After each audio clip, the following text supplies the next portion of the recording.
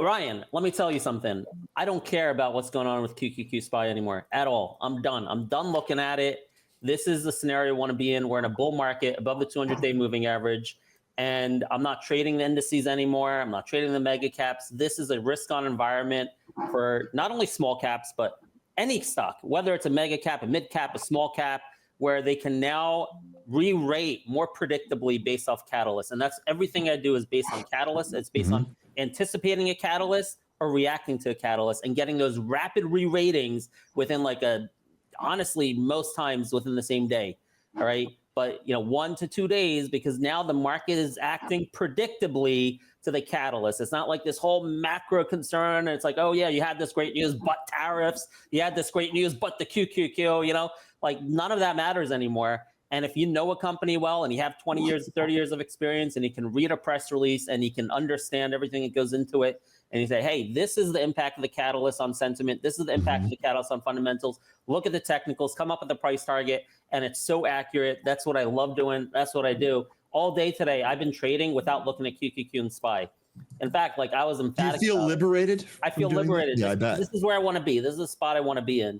And look at this, my top of my watch list, no QQQ there, no SPY. And when people ask me about it, you better watch the market. Q might be a red day today. I'm like, I don't give a flying F. I don't care. I don't care if the QQ is down, because we're over the 200-day moving average and stocks are no longer trading one-to-one with QQQ SPY. They will do their own thing. So this is just such a beautiful, beautiful period. And man, our predictions this morning, Brian, you got to hang out for this part. You would not believe how accurate, and Rhett's going to attest to this in a second. I had 5 picks this morning.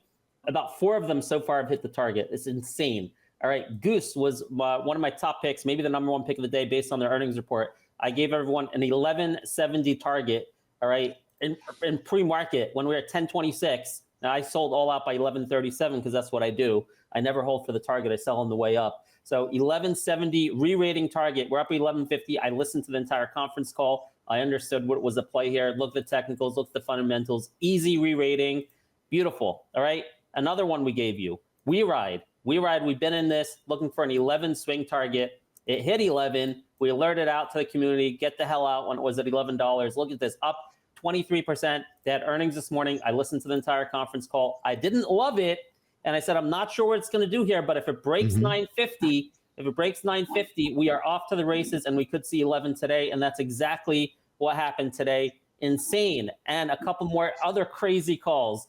Webull, we're in this.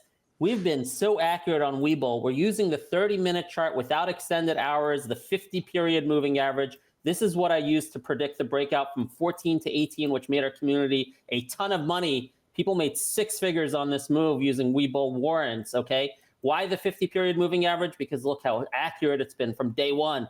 Broke below it, got resisted all the way down, broke above it, that's amazing. 200, held the 50, broke below it all the way down. Yesterday, for the first time, it was a little touchy, broke above it, a little touchy yesterday, but back above it. Earnings are tomorrow after the close. I think now the target is, again, just like it was last time. You break the 50, you move to the 200. Target's $14. So this one, 7%. We piled into warrants yesterday. When we broke this level, I gave the alert to the community. We're buying those warrants at $2.50. They're now $3.10. Actually, no, we're buying at $2.35. We're buying these bullsy warrants. They're now $3.07.